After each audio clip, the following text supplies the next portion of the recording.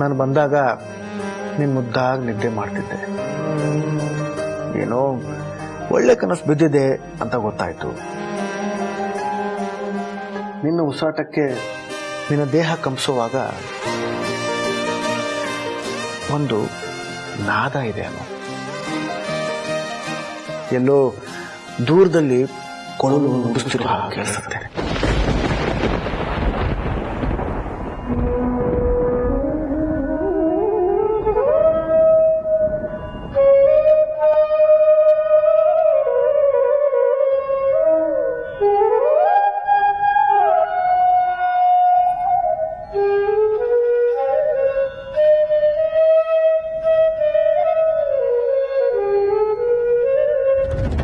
ಗೊತ್ತಾ, ನಾವು ನಿದ್ದೆಯಲ್ಲಿ ನಿಮಿಷಕ್ಕೆ 12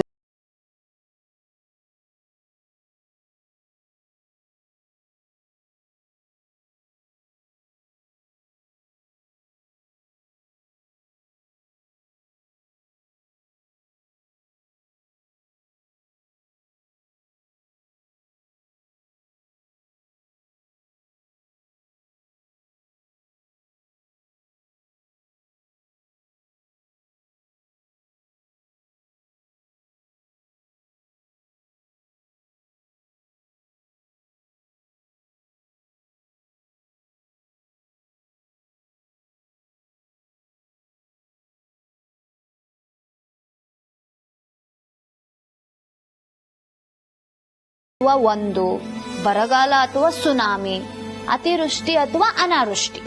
ಸಾಕು ಸಾಕು ಸಾಕು. ಈ 6307ಕ್ಕೂ ಇಂಥದ್ದೇ ನೀನೇನೋ ಹೇಳ್ತೀಯ. ಈಗ ಬೇಗ ಎದ್ದು ತಯಾರಾಗು, ನೋಡೋಣ. ಸರ್, ಎಲ್ಲಿಗೆ? ಹೋದ್ಮೇಲೆ ಎಲ್ಲಿಗೆ ಹೋಗಿದೀವಿ ಅಂತ ಗೊತ್ತಾಗತ್ತೆ. ನಡಿ ನಡಿ, ಸರ್ ಬೇಗ ತಯಾರಾಗು.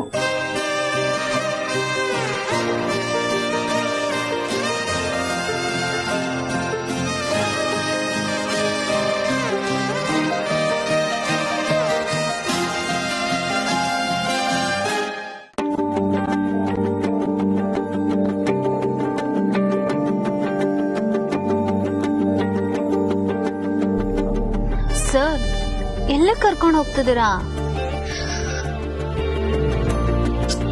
ಸರ್, ಆಟ ಆಡ್ಸಿದ್ ಸಾಕು, ಎಲ್ಲಿ ಹೋಗ್ತಿದೀವಿ ಹೇಳಿ. ಹೇಗಿದ್ರು ಎಲ್ಲಿಗೆ ಹೋಗ್ತಿದೀವೋ ಅಲ್ಲಿಗೆ ತಲುಪ್ತೀವಲ್ಲ, ನಿಮಗೆ ಗೊತ್ತಾಗತ್ತೆ. ಅಪ್ಪ ನನ್ನನ್ನ ಇಂಜೆಕ್ಷನ್ ಹಾಕ್ಸಕ್ ಕರ್ಕೊಂಡು ಹೋಗುವಾಗ ಹಿಂಗೆ ಮಾಡ್ತಿದ್ರು.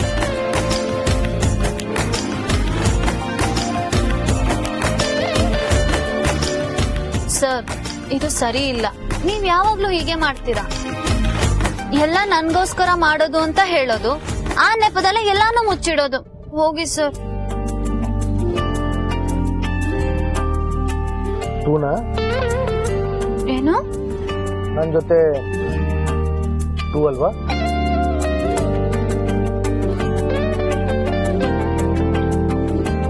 ನೀನೇನೇ ಹೇಳು, ಹೆಂಡತಿ ಮುನಿಸ್ಕೊಂಡಾಗ ಅದರಲ್ಲಿ ಏನೋ ಆಕರ್ಷಣೆ ಇದೆ. ನೀನು ಅಂತ ಕೂತಾಗಲೇ ಹೆಚ್ಚಿಷ್ಟ ಆಗ್ತೀಯ ನನಗೆ.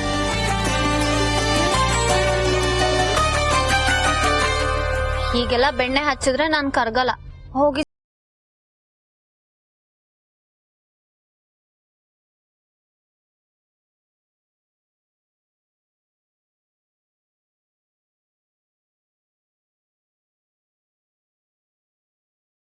ಸರ್, ನಮ್ಮನೆ ದಾರಿ. ನಾನ್ ಅನ್ಕೊಂಡೆ, ನಾನ್ ಗೆಸ್ ಮಾಡಿದ್ ಸರಿಯಾಗೇ ಇದೆ. ನೀನು ಅನ್ಕೊಂಡಿದ್ದು ಸರಿ ಅಂತ ನಿನಗೆ ಖುಷಿನೋ ಅಥವಾ ನಿಮ್ಮ ಮನೆಗೆ ಹೋಗ್ತಿದೀವಿ ಅಂತ ಖುಷಿನೋ? ಎರಡಕ್ಕೂ ಖುಷಿ.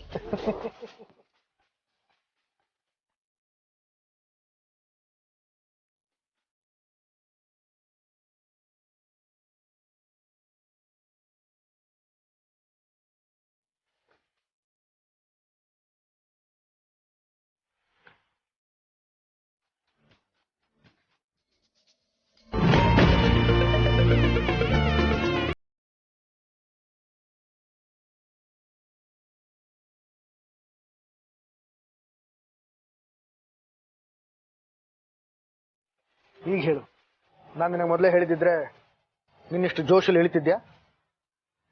ಸರ್, ನನ್ ಖುಷಿಗಿಂತ ನನ್ ಮುನ್ಸೆ ಹೆಚ್ಚು ಹಿಡಿಸುತ್ತಲ್ಲ.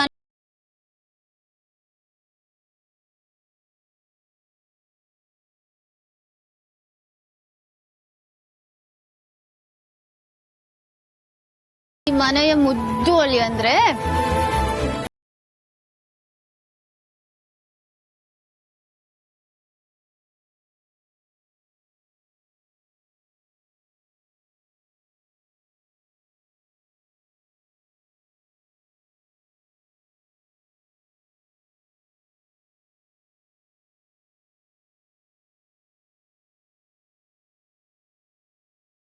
ರಾತ್ರಿ ನೋಡಿದಾಗ ಇಷ್ಟೇ ಇಷ್ಟಿತ್ತು, ಈಗ ನೋಡಿದ್ರೆ ಶುದ್ಧ ಆಗ್ಬಿಟ್ಟಿದೆ.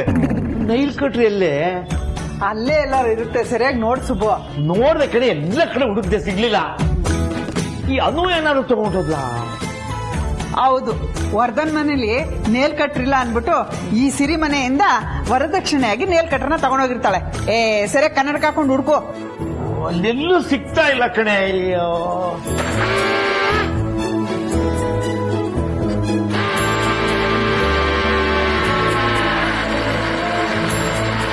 ಪುಷ್ಪ, ಇಲ್ಲೊಂದು ಪೆನ್ನಿನ ಡಬ್ಬಿ ಇತ್ತಲ್ಲ, ಎಲ್ಲೇ? ಇಲ್ಲೊಂದು ಪೆನ್ನಿನ ಡಬ್ಬಿ, ಅಲ್ಲೊಂದು ಪೆನ್ನಿನ ಡಬ್ಬಿ ಇತ್ತಲ್ಲ, ಎಲ್ಲೇ? ನಾನು ಏನಾದ್ರು ಮಿಕ್ಸಿಗೆ ರುಬ್ಬಕ್ ಆಗ್ತಾಗ್ಲೇ ನಿನಗೆ ಮಾತಾಡ್ಬೇಕು ಅಂತ ಮನ್ಸಿಗೆ ಬರತ್ತಾ? ಆಯ್ತು ಬಿಡೆ, ಅದೇನ್ ಕೊಟ್ರು ಬೇಡ, ಏನು ಬೇಡ. ನನ್ಗೆ ಹಲ್ಲೆ ಗಟ್ಟಿ ಇದೆ, ಅದೆಲ್ಲ ಕಚ್ಕೊಂಡ್ಬಿಡ್ತೀನಿ ಬಿಡು.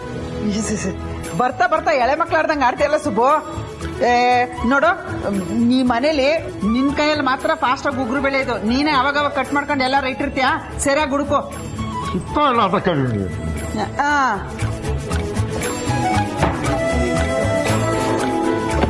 ರಾತ್ರಿ ಇಷ್ಟಿತ್ತಂತೆ, ಬೆಳಗ್ಗೆ ಇಷ್ಟುದ ಬೆಳ್ಕೊಂಡ್ಬಿಡ್ತಂತೆ ಉಗುರು. ಇದೊಂದು ಇಲ್ಲ. ಅಯ್ಯೋ, ಎಷ್ಟು ಹುಡುಕಿದ್ರು ಸಿಗ್ತಾನೆ ಇಲ್ಲ. ಹೋಗಪ್ಪ. ಪುಷ್ಪ, ಇಲ್ಲೆಲ್ಲೂ ಕಾಣಿಸ್ತಾನೆ ಇಲ್ವಲ್ಲೇ? ಅಲ್ಲಿ ಲ್ಯಾಂಟನ್ ಇದೆಯಲ್ಲ, ಅದ್ರ ಪಕ್ಕದಲ್ಲಿ ಬಿದ್ರು ಬುಟ್ಟಿ ಇದೆಯಲ್ಲ, ಅದ್ರಲ್ಲಿ 2ನೇ ಸ್ಟೆಪ್ ಒಳಗಿದೆ ನೋಡಿ. ಲ್ಯಾಂಡ್ರಿನ್ನು, ಬಿದಿರು ಬುಟ್ಟಿ, 2ನೇ ಸ್ಟೆಪ್ಪ.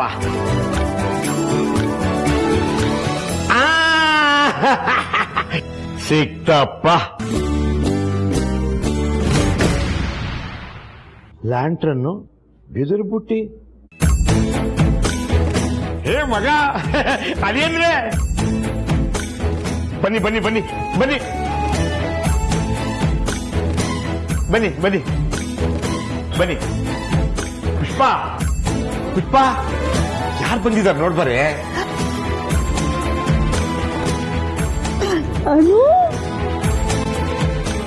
ಕೂತ್ರಿ. ಅಂದ್ರೆ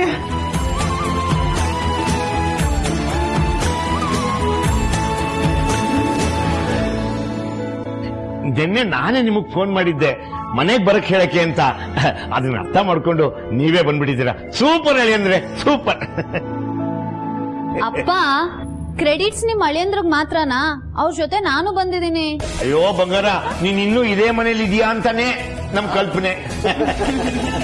ನೀನು ಆ ನೈಲ್ ಕಟ್ರು ಲ್ಯಾಂಡ್ರನ್ ಪಕ್ಕ, ಬಿದಿರಿನ ಬುಟ್ಟಿಲಿ, 2ನೇ ಸ್ಟೆಪ್ ಅಲ್ಲಿ ಅಂತೆಲ್ಲ ಹೇಳುವಾಗ ಈ ದಡ್ಡಂಗೆ ಅಷ್ಟು ಅರ್ಥ ಆಗ್ಲಿಲ್ಲ. ಅಳಿಂದ್ರೆ, ನೀವು ಮೊದಲನೇ ಸರಿ ಜೊತೆಗೆ ಬರ್ತಾ ಇರೋದು. ನಿಮಗೆ ಸ್ವಾಗತ ಮಾಡೋದಕ್ಕೆ ನಾವ್ ಯಾವ ತಯಾರಿನೂ ಮಾಡ್ಕೊಂಡಿಲ್ಲ. ಮನೆ ಮಂದಿಗೆಲ್ಲ ಸ್ವಾಗತ ಎಂತದ್ದು? ನಾನು ಮೊದಲನೇ ಸಲ ಬರ್ತಿದ್ದೀನ. ಆದ್ರೂ ಅಳಿಂದ್ರೆ, ಇಬ್ರು ಜೊತೆಗೆ ಖುಷಿ ಖುಷಿಯಾಗಿ ಮೊದಲನೇ ಸಲ ಸಂತೋಷದಿಂದ. ಅಮ್ಮಂಗೆ ತುಂಬಾ ಖುಷಿ ಆದಾಗ ಮಾತುಗಳನ್ನ ಕಟ್ ಮಾಡಿ ಮಾತಾಡ್ತಾಳೆ. ಅದು ತಲೆಗಿಂತ ಬಾಯಿ ಜಾಸ್ತಿ ಓಡ್ತಾ ಇರುತ್ತೆ ಒಳಗೆ, ಅದಕ್ಕೆ. ಸುಬ್ಬ, ನಮ್ಮಿಬ್ರಿಗೆ ಆಶೀರ್ವಾದ ಮಾಡಿ. ನೀನೇನೋ ಸರಿ ಕಣೆ, ಪಾಪ ಅಳಿಯಂದ್ರಿಗೂ ಸುಮ್ಮನೆ ಇರು. ಅನು ಏನೇ ಕೇಳಿದ್ರು ಅದನ್ನ ಈಡೇರಿಸೋದು ನನ್ನ ಕರ್ತವ್ಯ. ಆಶೀರ್ವಾದ ಮಾಡ್ಬಿಡಿ. ಹೇಳಿದ್ರೆ ಹೇಳಿ ಹೇಳಿ ಹೇಳಿ. ಅಯ್ಯೋ ಸಾಕು. 100 ವರ್ಷ ಚೆನ್ನಾಗಿರಿ. ಕೂತ್ಕೊಳ್ಳಿ ಅಳಿಯಂದ್ರೆ. ಕೂತ್ಕೊಳ್ಳಿ ಕೂತ್ಕೊಳ್ಳಿ.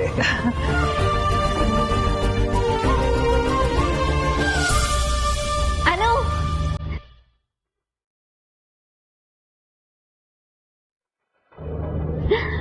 ಹೇಗಿದ್ಯಾ? ನಾನ್ ಸೂಪರ್, ನೀನು?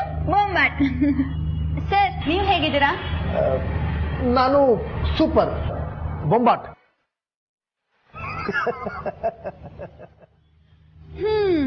ಇವ್ರ ಜೊತೆ ಅದೆಷ್ಟು ದಿನದ ಹರಟೆ ಹೊಡಿಯೋದ್ ಬಾಕಿ ಇದೆಯೋ ಅಲ್ವಾ ರಮ್ಯಾ?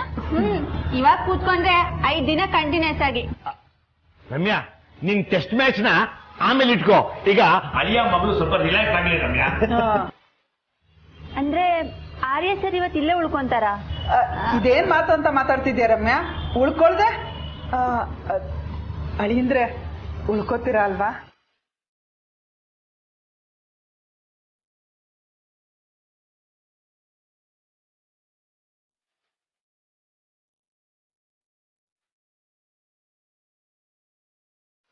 ಈಗ ಖುಷಿ ಆಯ್ತು. ಸರ್, ನಿಮ್ ಹೆಂಡತಿನ ನಾ ಸ್ವಲ್ಪ ಹೊತ್ತು ಕರ್ಕೊಂಡು ಹೋಗ್ಬೋದಾ ಪ್ಲೀಸ್?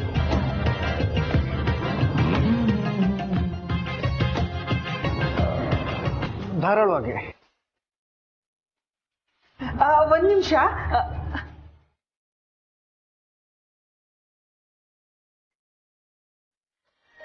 ಅಳಿಯಂದ್ರೆ ಗೋಧಿ ಉಂಡೆ ತಗೊಳ್ಳಿ. ಇಲ್ಲ ಪರವಾಗಿಲ್ಲ.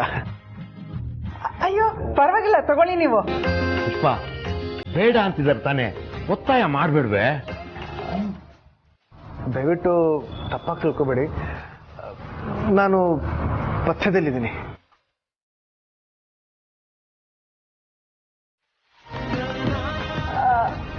ಸರ್, ನೀವು ಪಥ್ಯದಲ್ಲಿದ್ರು ಇದರಿಂದ ಏನು ತೊಂದರೆ ಆಗಲ್ಲ. ಇದು ಗೋಧಿ ಹಿಟ್ಟು, ತುಪ್ಪ, ಗೋಡಂಬಿ ಚೂರು, ಸಕ್ಕರೆ ಇಷ್ಟೇ ಇಷ್ಟ ಹಾಕಿದ್ದೀನಿ. ತುಂಬಾ ಚೆನ್ನಾಗಿರುತ್ತೆ, ತಗೊಳ್ಳಿ.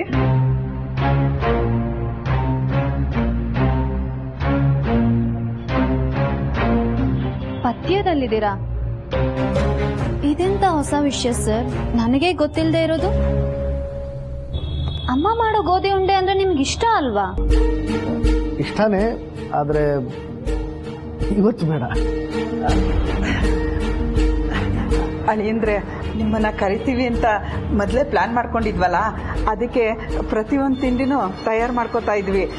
ಇದು ತುಂಬಾ ಸುಲಭ ಮತ್ತೆ ಜೊತೆಗೆ ನಿಮ್ಗೆ ಇಷ್ಟ ಅಂತ ಹೇಳ್ಬಿಟ್ಟು ಅದಕ್ಕೆ ಇಷ್ಟಪಟ್ಟು ಮಾಡಿದೀವಿ. ದಯವಿಟ್ಟು ಒಂದೇ ಒಂದು ನಮಗೋಸ್ಕರ ತಗೊಳ್ಳಿ.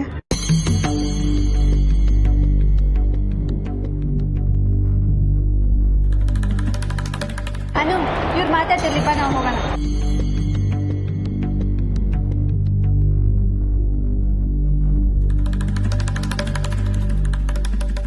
ಇನ್ನೂ ಹುಡುಕ್ ಬುದ್ಧಿ ಬಿಟ್ಟಿಲ್ಲ. ಮದ್ವೆ ಆದ್ರೆ ವಯಸ್ಸು ಹೆಚ್ಚಾಗ್ಬಿಡತ್ತಾ? ನೀವು ತಿಂತಾ ಇರಿ, ನಿಮ್ಗೆ ಕುಡಿಯಕ್ಕೆ ಹಾಲು ತಗೊಂಡ್ಬರ್ತೀನಿ.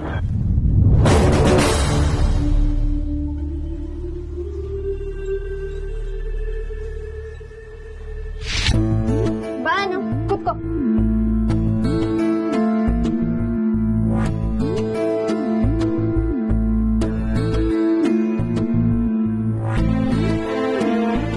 ಹೇಳಿ ಮಿಸೆಸ್ ವರ್ಧನ್, ಹೇಗಿದ್ದೀರಾ? ಹೇಗಿದೆ ಮನೆ ಕಡೆ ವಾತಾವರಣ? ಏನಂತಾರೆ ನಿಮ್ಮ ಯಜಮಾನ್ರು? ತಪ್ಪಾಗಿ ತಿಳ್ಕೊಬೇಡಿ, ನಾನು ಪಥ್ಯದಲ್ಲಿದ್ದೀನಿ. ಹಲೋ, ಕಮಲಮ್ಮನ್ ಹೋಟೆಲ್ಗೆ ಬಂದು ಯಾವ್ದೋ ಲೋಕದಲ್ಲಿ ಕಳ್ದೋಗಿದ್ಯಲ್ಲ, ಏನಾಯ್ತಾನು? ನಾನ್ ಮಾತಾಡಿದ ರೀತಿ ಏನಾದ್ರು ಬೇಜಾರಾಯ್ತಾ? ಇಲ್ವೇ? ಮತ್ತೆ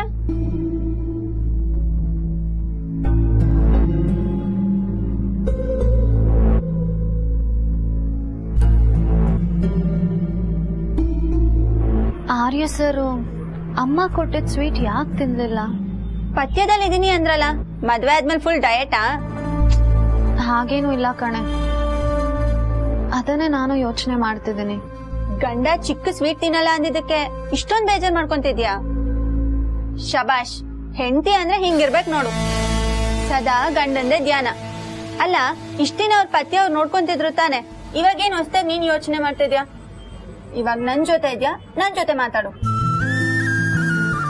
ಅಲ್ವಾ? ಏನಲ್ವಾ? ನಾನೇ ತುಂಬಾ ಓವರ್ ಆಗಿ ಯೋಚನೆ ಮಾಡ್ತಿದ್ದೀನಿ ಅಂತ ಅನಿಸ್ತಾ ಇದೆ. ಹ್ಞೂ ಮತ್ತೆ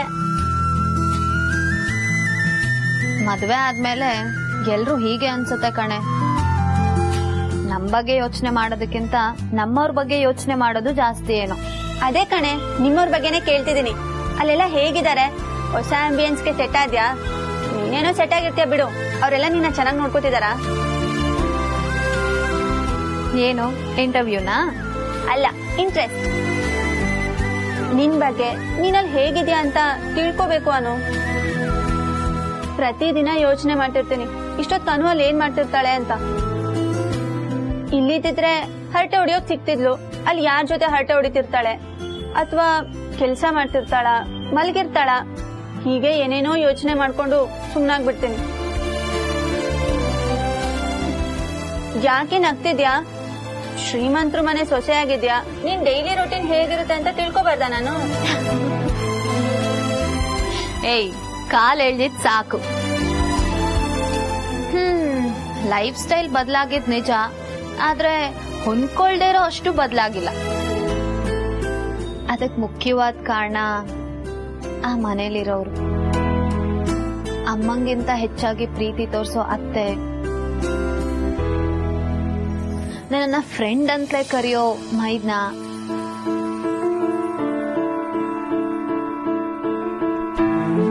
ಅವ್ರಿಗಿತ್ತೆ ಸ್ವಲ್ಪ ವಿಚಿತ್ರ, ಆದ್ರೆ ಮನ್ಸಾರೆ ತುಂಬಾನೇ ಒಳ್ಳೆಯವರು. ಸೂಪರ್. ಅಷ್ಟ್ ದೊಡ್ಡ ಮನೇಲಿ ಬೋರ್ ಆಗಲ್ವಾನು? ಬೋರ್ ಅನ್ನೋದು ಮನೆಗ್ ಸಂಬಂಧಪಟ್ಟಿದ್ದಲ್ಲ, ಮನಸ್ಸಿಗೆ ಸಂಬಂಧಪಟ್ಟಿದ್ದು. ನಾವೆಲ್ಲೇ ಇದ್ರೂ ಖುಷಿಯಾಗಿರೋದನ್ನ ಕಲ್ತು ಬಿಟ್ರೆ ಬೋರ್ ಅನ್ನೋ ನೆಗೆಟಿವ್ನೆಸ್ಗೆ ಜಾಗನೇ ಇರಲ್ಲ. ಆದ್ರೂ ಕೆಲವೊಂದ್ಸಲ ಇಡೀ ಮನೆನೆ ಲೈಬ್ರರಿ ಅನ್ನೋ ಹಾಗೆ ಸಡನ್ ಆಗಿ ಫೀಲ್ ಆಗತ್ತೆ ಕಣೆ. ಬೇರೆ ರೂಮಲ್ಲಿ ಯಾರೋ ನಡೀತಿದ್ರು ಅವ್ರ ಹೆಜ್ಜೆ ಶಬ್ದ ಕೇಳೋ ಅಷ್ಟು ಸೈಲೆನ್ಸ್. ಅದನ್ನ ನಮ್ ವಟಾರದಲ್ಲಿ ಇಮ್ಯಾಜಿನ್ ಮಾಡೋಕ್ಕೂ ಆಗಲ್ಲ ಬಿಡು. ನಿಜ ಕಣೆ ರಮ್ಯಾ, ನಮ್ ವಟಾರದ ವಾತಾವರಣಕ್ಕೆ ಹೊಂದ್ಕೊಂಡಿರೋಳ್ಗೆ ಆ ಸೈಲೆನ್ಸ್ ಹೊಂದ್ಕೊಳ್ಳೋದಕ್ಕೆ ಸ್ವಲ್ಪ ಕಷ್ಟ. ವಾತಾವರಣದ ಬಗ್ಗೆ ಮಾತಾಡಾಯ್ತು, ಇನ್ನ ಅದು ಏನದು? ಮದ್ವೆ ಜೀವನ ಹೇಗಿದೆ? ಏಯ್, ನಾನು ಇಷ್ಟೊತ್ತು ಅದನ್ನೇ ಅಲ್ವೇನೆ ಹೇಳಿದ್ದು.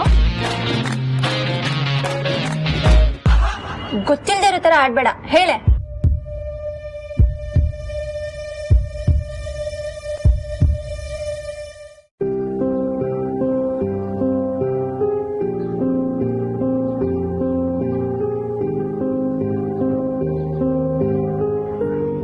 ನಿಜ ಹೇಳ ರಮ್ಯಾ, ಆರ್ಯ ಸರ್ನ ಮೊದಲಿಗಿಂತ ಹೆಚ್ಚಾಗಿ ಮಿಸ್ ಮಾಡ್ಕೋತಾ ಇದ್ದೀನಿ.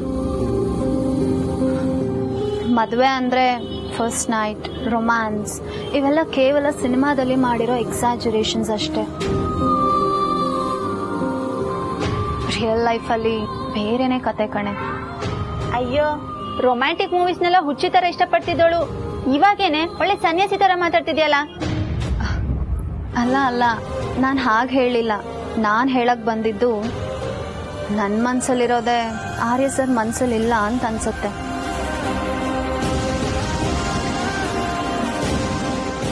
ಈ ವಿಷಯದಲ್ಲಿ ನಾನು ಅವ್ರನ್ನ ತುಂಬಾ ಮಿಸ್ ಮಾಡ್ಕೋತೀನಿ ಕಣೆ. ಆದ್ರೆ ಇದನ್ನೆಲ್ಲ ಅವ್ರ ಹತ್ರ ಹೇಗ್ ಹೇಳೋದು? ಹೆಂಗೆ ಅಂದ್ರೆ ಅವ್ರು ನಿನ್ ಗಂಡ ತಾನೆ, ಅವ್ರ ಹತ್ರ ಹೇಳ್ಕೊಳಕೇನು?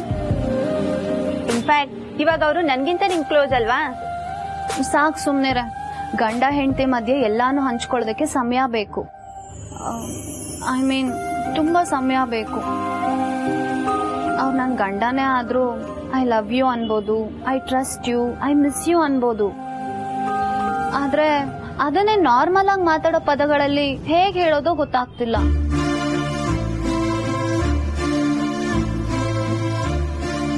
ನಿಂಗೆ ನಾನ್ ಹೇಳೋದು ಅರ್ಥ ಆಗ್ತದೆ ತಾನೆ? ಹಾ, ಆಗ್ತಿದೆ, ಆದ್ರೆ ಆಗ್ತಿಲ್ಲ. ನೀನು ಮದ್ವೆ ಆಗು, ಆಗ ನಿಂಗೆ ಅರ್ಥ ಆಗ. ನಾನೆಲ್ಲ ಕೇಳಿಸ್ಕೊಂಡೆ. ಹೋಗ್ ನ್ಯೂಸ್ ಚಾನೆಲ್ ಅವ್ರಿಗೆ ಹೇಳ್ಬಿಡು, ನಿಮ್ಮ ಅಪ್ಪನ ತರ. ಸಂಪತ್, ನೀನ್ ಕೇಳಿಸ್ಕೋಬಾರ್ದಂತದೇನೋ ನಾವ್ ಮಾತಾಡಿಲ್ಲ. ಆಹಾ, ಇದಪ್ಪ ಫ್ರೆಂಡ್ಶಿಪ್ ಅಂದ್ರೆ. ಅನು, ನೀನ್ ಬೇಗ ಮನೆಗೆ ಹೋಗು. ಯಾಕೋ ಅವಳು ನನ್ ಜೊತೆ ಇದ್ರೆ ನಿಂಗೆ ಹೊಟ್ಟೆವ್ರಿನಾ? ಅಯ್ಯೋ ಅದು ಹಾಗಲ್ಲ, ವಟಾರದವ್ರ ಸೇರ್ಕೊಂಡು ಆರ್ಯ ಸರ್ಗೆ ಒಂದ್ ಗತಿ ಕಾಣಿಸ್ತಾರೆ. ಅನು ನೀನ್ ಹೋಗ್ಲಿಲ್ಲ ಅಂದ್ರೆ ಅಷ್ಟೇ.